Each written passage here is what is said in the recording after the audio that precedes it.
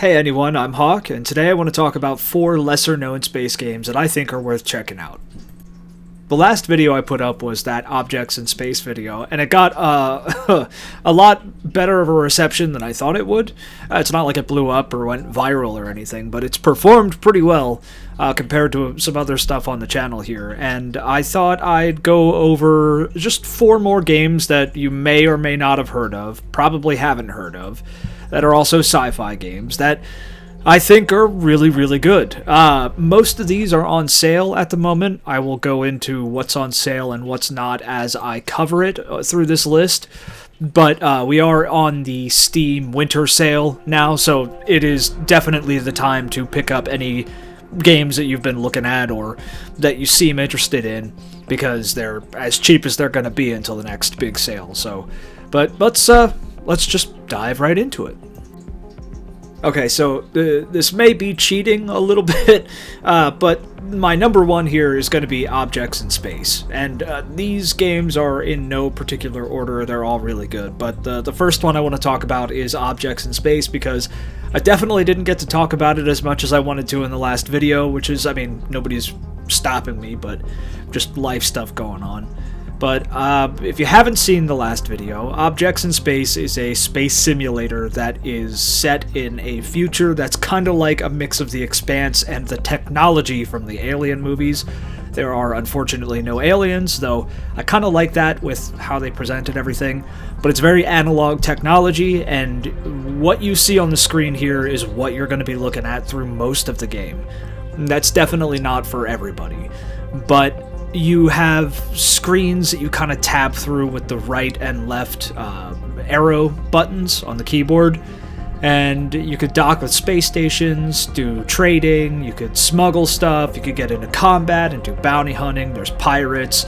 All combat really revolves around missiles, which again goes into the whole realism thing. Space battles are going to be fought with nukes more than anything else.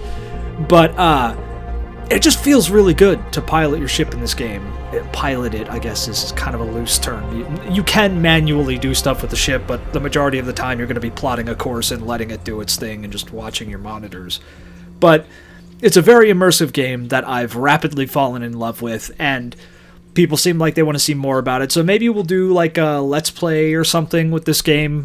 There's stuff in the works, but life is kind of busy now. But I if you like sci-fi, if you like space games, if you like simulators, I definitely suggest you check this game out. It's on sale right now for cheap.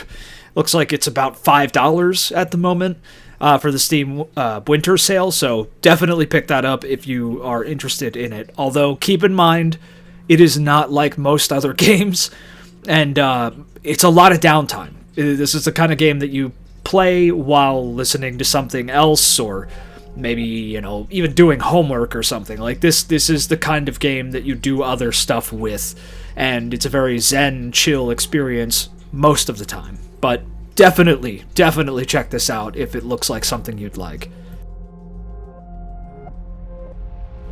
At number 2, I'd like to talk about Star Wisp Hyperdrive.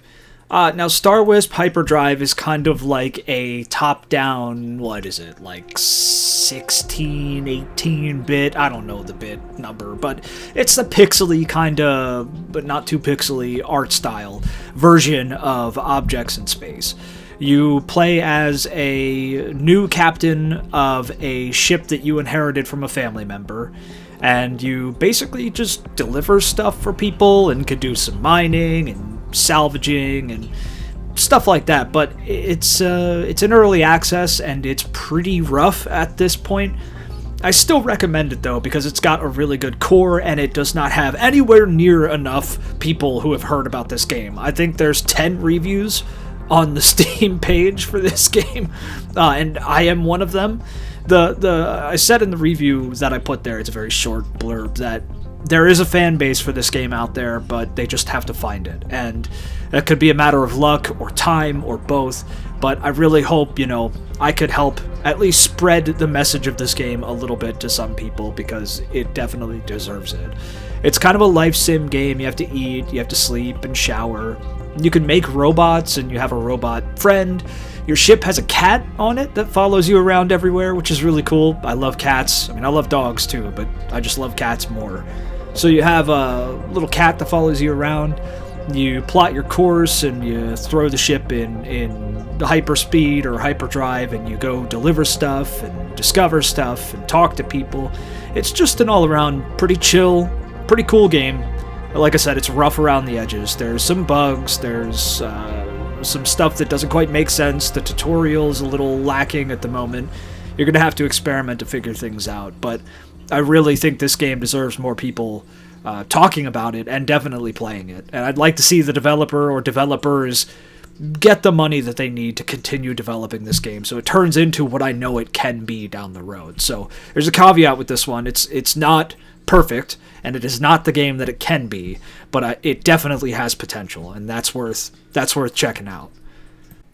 Oh, and Star Wars Piper Drive is not on sale at the moment. I think it's about $15 right now.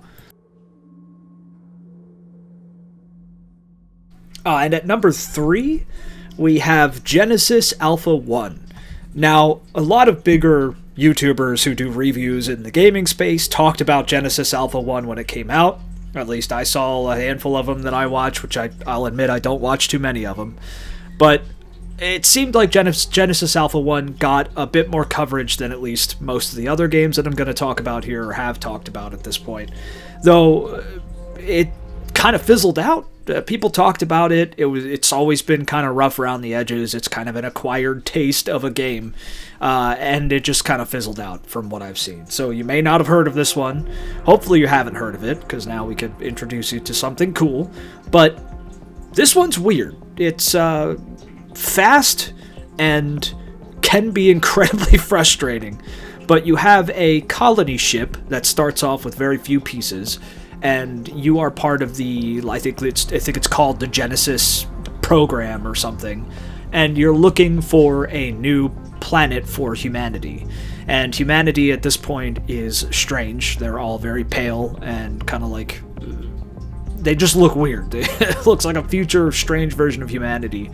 But you go to different systems and, suck up space garbage and sift through it and find different parts that you need. You expand your ship. You can clone new crew members and gather DNA from alien species to make new crew members with different races and species and stuff. So that's pretty cool. I like that whole aspect of it. Your ship is constantly in danger from everything. You can get like alien bugs that ride in on rocks that you harvest from a planet, and you only know that they're there when they run through your processor, and then you have a total infestation in the underparts of your ship that you have to deal with. And it'll spread, and your ship will lose parts, and then parts will become inaccessible, and space will suck all the oxygen out, and you'll wind up, having a game over. This is gonna happen to you. You will lose a ship, and you will end a run with a bug infestation. It happened like 4 times before I finally figured out what I was doing. And even still, no matter what you do, there's always a danger that could present itself with every action that you take in this, and you have to have a pretty good understanding of security measures and reading your ship, like reading the map, and just the more you go through this game, the more you understand what you're doing. And it is kind of it's pretty hardcore, where you only have one save file, and if you fail and your ship is destroyed, that game is over and you have to restart. But thankfully, the progress is pretty quick. You can spend a long time in a single run on this game, but getting up to a comfortable point is fairly fast once you know what you're doing. It's just it's a unique experience, and I really like how you could clone your crew members, and the combat is light. It doesn't feel great, but it's fun, if that makes sense. The different aliens are pretty cool, and just the gameplay systems and working on computers to do different things. Like every station you could work on a computer to speed up how that station works. You could assign different crew members. You have to have a greenhouse for oxygen and stuff. It's like an RTS strategy kind of first-person space colony simulator, I guess. It's just unique. it's a really unique game, and I've had a lot of fun with it, and it's been more enjoyable than frustrating with the time that I spent with it. So I definitely recommend this one too. Genesis Alpha 1 is on sale for $4 on Steam at the moment too. So again, winter sale, swoop up all the stuff that you have been thinking about buying but haven't been pushed over the edge quite yet. If you think you want it, you should probably get it, play it for an hour, and if you don't like it, you can refund it. That's the cool part about Steam. But yeah, that's on sale for like $4 at this point. And I think this one is also on some consoles too. I should have looked that up, but I didn't. But it's worth checking out. And finally, at number 4, I want to talk about a game called Tin Can. Tin Can is another one that's kind of unique. I don't know of any other game that's quite like it. And it's a meticulously detailed escape pod survival game where you don't have to eat or sleep or anything like that, but you have an escape pod. And every single system on this escape pod has all kinds of components to it, and everything is, made in a realistic way where, your air scrubbers have the, oxygen tank, and the computer systems, and the filter, and the fan systems. Like, everything has its part in this game. Everything can be taken apart into quite a few different pieces. And the reason for that is because the challenge comes from having to survive for an increasingly longer time period with each run, and having to deal with different systems that fail, and how you replace them, and how you fix them, or what you just kind of forego to replace something that's a little bit more necessary. So each time you do a run, you have to survive for a longer time period. I think the first time period is like 5 minutes, and then it goes up to 10 minutes, and it goes from there. The longer the survival run, the more stuff you're going to run into. So in the first one, you run into asteroids, and you can get some stuff banged up from asteroids that you run through. The second one, I didn't quite go through completely, because I do suck at this game. That's full disclosure. I'm not good at this game. I will be at some point, but I just have to put more time into it than I've been willing to spend lately. Although I do recognize that it's a really cool, really fun game, just a bit frustrating at times. So you kind of have to be in a mood for this one, but you work on the different subsystems, and it's got that tactile feeling that I get from Objects in Space, where everything has components. All of the components can be taken out and repaired or replaced and messed with. Stuff can be turned on and off to conserve energy for other stuff. There's choices you've got to make. There's stuff you have to do, and I really like games that are very tactile like that. Don't know why. Have some theories, but this one's really cool for that, and it's on sale for $10 at the moment. So again, if this looks interesting to you, if the gameplay looks cool, check it out. Look into it a little more. If you want to see more about this game or any of the other ones that I've talked about, just let me know in the comments. But in the beginning of the video, I did mention that I made the Objects in Space video before this, and I said that I would do 4 other games. So the last game is an honorary mention that I want to bring up, and it's Delta V Rings of Saturn. If you want to look this game up on Steam, you should just type in Rings of Saturn, because it uses the symbols for Delta V, which is, I forget the exact meaning of Delta V, but it has to do with spaceflight and I think atmosphere stuff. But this game is a mining simulator, like a deep space mining simulator, and I don't have gameplay footage of it because I didn't really get the time to. That's why it's an honorary mention.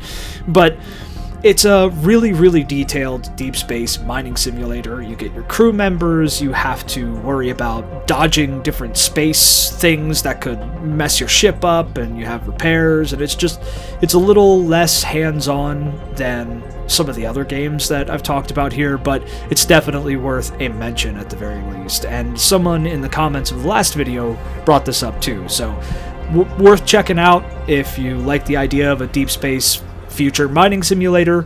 That's definitely worth it.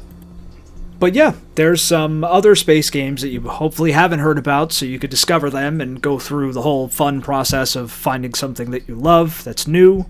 If you want to see anything more or hear anything more from any of these games, please let us know down below. We kind of have a format at the moment where we do a Nerd Talk Thursday. Every Thursday we talk about kind of whatever we want there. And then on Mondays we have the Blender, which is kind of list videos, just kind of a loose list format. But we're looking at doing more stuff in the future. Life has been kind of crazy at the moment, but we plan on doing some live stuff, and we still need to pump out more shorts because the shorts tend to do pretty well because the algorithm is evil. But if any of these games seem interesting to you and you want to see anything on them, whether it's this video or any other video that we do, let us know in the comments. We're open to suggestions for stuff you guys want to see, and if you're interested in anything that we haven't talked about, it's worth bringing up, and we could look into that and see if it's something we could do too. This is a new channel. It's 7 or 8 months old. We're coming up on the end of the year here, and we are just under 200 subscribers, which is awesome. That's really awesome. We were hoping to end the year with just 100 subscribers, but here we are with almost 200, and it's kind of shocking.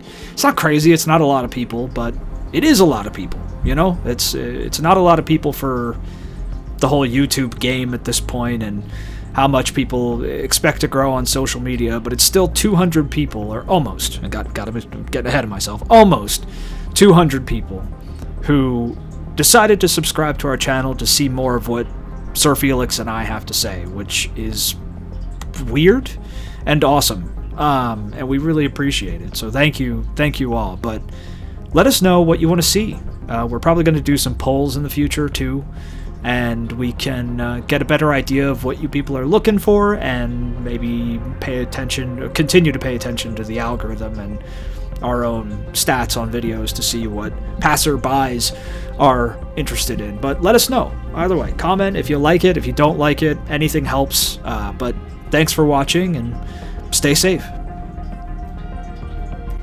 Hey, thanks for watching. Give us a like if you enjoyed it, and dislike it if you didn't. Let us know what you think about the channel. And don't forget to subscribe. Tell your mom.